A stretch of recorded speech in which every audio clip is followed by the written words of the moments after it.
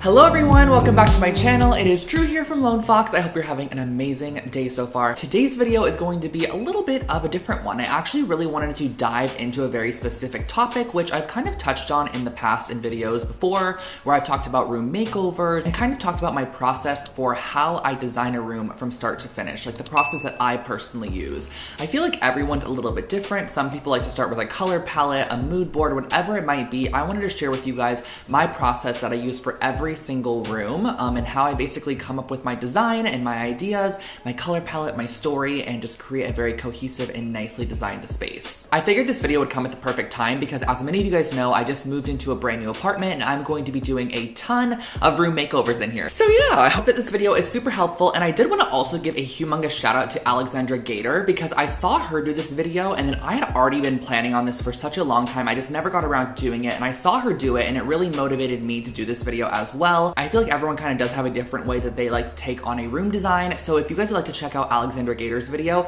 I'm gonna put it in a card up here and also link it below for you guys. Alrighty, so I guess we're jumping in to my first little step in my designing a room process. And my first step always is to just kind of look at the space you're gonna be designing and create a mood board. This is my biggest thing that I do for every single space. I'm a humongous Pinterest addict, and I know that now you can also bookmark on Instagram as well, which has become super convenient. I save honestly anything from headboards to color palettes to maybe random pictures of textures that can be converted into some form of art print or redesigned into a DIY project. I save a ton of different inspiration images on my Pinterest boards, which I can then go back to and refer to later when I am going to design a space. I personally feel like creating a new board for the bedroom or whatever room it is you're going to design in your space and just titling the name of that room and then going through Pinterest and just looking for images and pinning whatever sparks creativity. Like if you see something you like, go ahead and pin it. It doesn't have to be cohesive with anything else, but just pin all your thoughts and pin all of the things that you really do love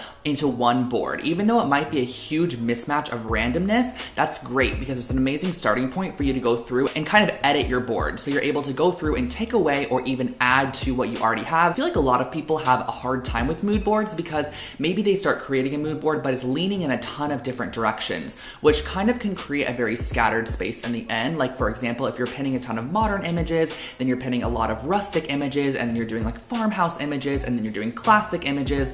Sometimes those styles don't mesh well if you're doing multiple, so I find it's best to pin everything you like onto your one board and then go through and edit and kind of take away maybe what is a little bit too much and try to refine the idea a little bit more. I find that that just works a little bit better for me because I love seeing everything in one spot that I like and then going through and refining things I don't really like and adding to what I do like to create a more polished and then like cohesive aesthetic for the room I'm going to be designing. Step number 2 kind of just goes back to exactly what I said, and that is narrowing down and defining your board. So this comes to anything from furniture ideas, wall paint colors, wallpaper ideas, rug ideas, curtain ideas, decor ideas, whatever it might be. Even like layout ideas are great. There's just a ton of different home decor resources on Pinterest. I kind of like to find one image that I really want to use for a space. So let's just say there's one image that really inspires me. I like a lot of the pieces in there. I like a lot of the woods. I like the textures. I like the furniture, the wall color, whatever it might be.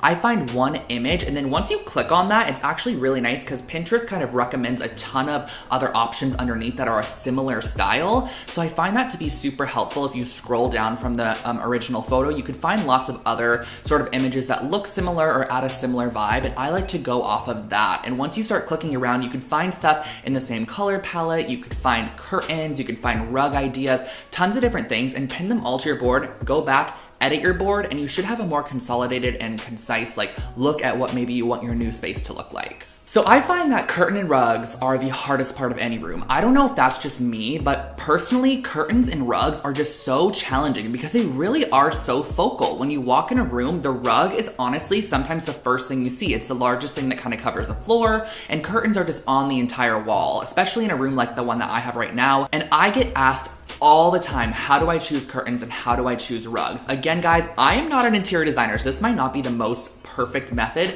but the method that I personally use, which I find works pretty well, is to see, first of all, for curtains, how many windows are in the room. So for example, my bedroom has 4 windows, which is quite a lot of windows to actually cover. There's actually 5 because there's one in the little nook area over there, but I'm not gonna cover that one. So I'm doing 4 windows, and I find that if you have more than 2 windows, trying to stick to a solid color curtain in just works a little bit better. I personally just always lean towards more like linen-y or gauzy materials. I'm not a huge fan of like blackout or like super heavy cotton fabrics or velvets. I don't know what it is. I just like a more lightweight, airy feel when it comes to windows because I feel like that's what they portray anyways. But let's just say you have one window in your bedroom, like my last window. I think adding a really fun maybe statement curtain or a pop, let's say you have a white wall, an easy way to add interest to that wall is just adding a more fun curtain to the space. So choosing from your color palette that you created in your mood board, maybe drawing some of the key colors that you really like. And then when you're out searching for curtains, you can kind of pull from the color palette and see if there's any curtains that maybe have bits of those accent colors in them. And now for rugs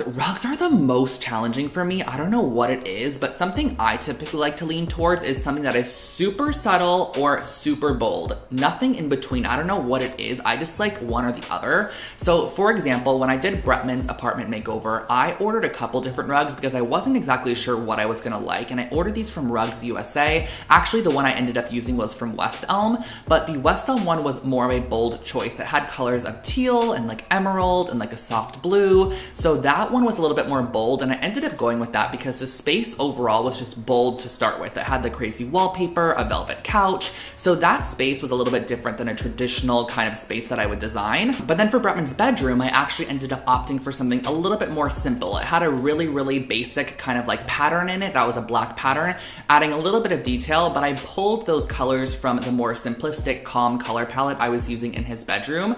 So I think if you are to do some form of rug, either choose one that is super neutral that can kind of pair nicely with the color palette you have in terms of accent colors, or if you really want to go bold, choose one of those accent colors and make sure it's really implemented in the rug. At least 50% of the rug kind of incorporates that accent color in there to really make it shine, and then you can find it in other places in the room as well. Something that I learned in high school that has kind of stuck with me is rules of thirds, and this is something that I now keep in mind when I design any space, and that is to, let's just say for example, you had an accent rug that you got and you love it, and it has a lot of different colors in it, but one of the main colors in that rug is yellow. It's really prominent in the rug, let's say. Something that you can do is to place 2 other yellow accent pieces throughout the room to pull back to that rug. So maybe a art print on the wall and a vase on the shelf. I think if you're one that struggles with kind of creating a cohesive design, using the rule of thirds method is kind of like a no-brainer, easy way to do so. And this is not me saying that you are not allowed to have one pink vase over there and nothing else pink in the room. You could do that for sure,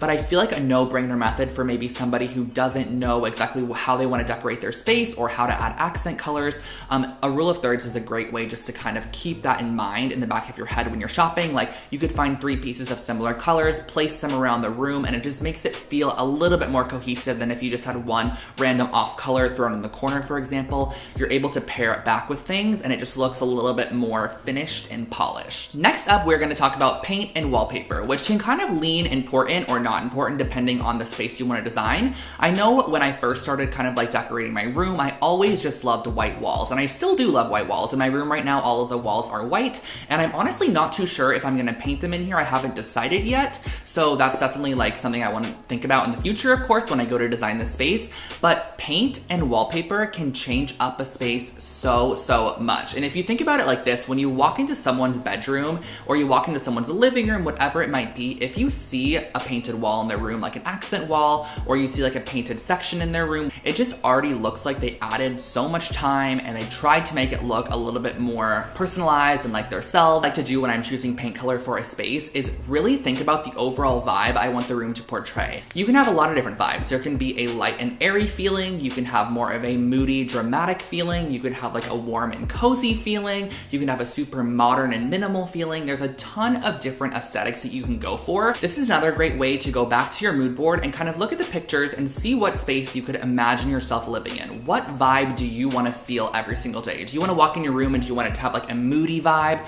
Or do you want to walk in your room and have it be very fresh and light and bright? So there's a lot of different methods, and with those methods is how you should choose your paint color. Because if you're wanting a super fresh and light and airy vibe, you're not going to want to choose any super dark colors, and vice versa. If you're wanting something super moody, you're not going to want to choose like, you know, super white walls. It's not going to give you that moody vibe. So I feel like definitely pinpointing the vibe and like feeling, internal feeling you want to feel when you walk into a space is how you should choose your paint color and kind of go from there. And I feel like sometimes a lot of people struggle with this because they don't want to paint, but they want a specific vibe. But the thing that they need to do to achieve that vibe is to add a painted wall, because painted tinted walls can really just enhance what you've already done to your space so much. Peel and stick wallpaper is also a great alternative for anybody who is wanting to be 100% renter friendly, because you could stick it up on your wall and peel it off when you leave and you are good to go. And it comes in a ton of different patterns, colors, styles. It's really great to add visual interest to your space with wallpaper. I really love wallpaper. I'm even considering it for my own bedroom.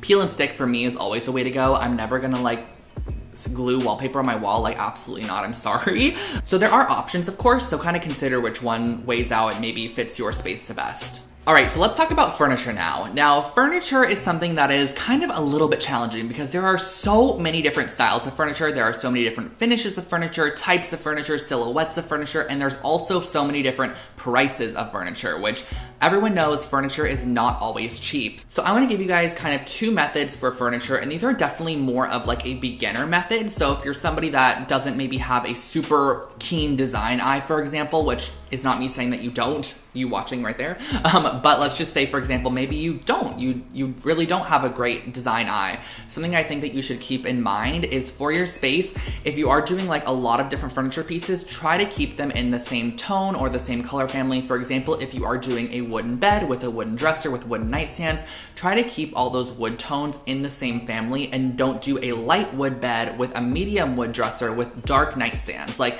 it kind of makes it look like each piece was almost like a hand-me-down or just wasn't thought about. So something that you can do to fix this method is to upcycle your pieces. And I have a ton of tutorials on my channel on upcycling furniture, from painting dressers to upcycling IKEA pieces, whatever it might be. There are a ton of different methods to either repaint furniture, refinish them, sand them, restain them. So for example, in my bedroom, in my past apartment, something that I did was I tried to keep the wood tones very similar. So the wood tone of my bed was pretty similar to the wood tone of my dresser, and then also kind of matched back to the wood tone of my second dresser, which I had to have for all my DIY supplies. And then the main accent color of metal was black. So I spray painted the legs on my desk black, which then corresponded back to my black clothing rack. And then I also made sure that my curtain rod and my mirror frame were black as well. So all of the metals kind of matched, and it just made the space feel a little bit more cohesive, as opposed to having a silver mirror, a gold bar, a bronze toned leg desk, and then a silver clothing rack. Like, having your metals kind of matching is a great way to kind of make sure your furniture looks more cohesive, and then having your wood tones matching as well. And then of course, if it comes to painting your furniture pieces, maybe keep the paint color or the paint tones similar. That way they look a little bit more cohesive as well. The last step in finishing a room design is decorating, and this is my personal favorite part. And something that I do when I'm decorating a space is, again, go back to my original mood board and pick and choose things I like about those spaces. A lot of spaces, of course, are decorated on Pinterest because they want to give you that inspiration and that vibe. So from those decorated spaces, you can pull direct pieces that you like let's just say they have a terracotta vase there.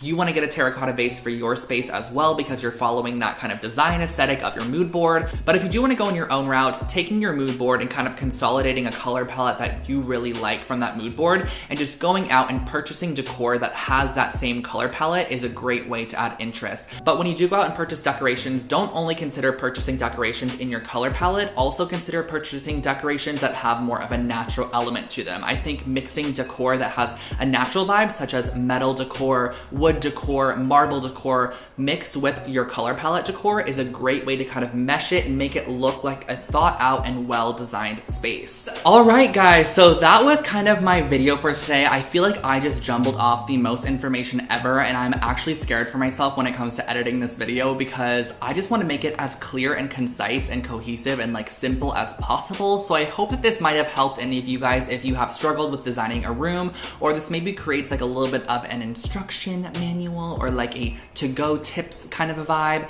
to creating your next space in your home or apartment to make it just feel like something personalized and something that you truly want to live in and that you love. So yeah, I hope that you enjoyed, and if you are not already, make sure to subscribe to my channel. I post brand new videos on home decor and DIY every single week here on the channel, and you can also follow me over on Instagram at Lone Fox Home, where I post more behind the scenes type stuff over there. Anyways, guys, I hope that you have an amazing rest of your day. Stay safe, everybody, and I will catch you all in my next video. Bye, guys.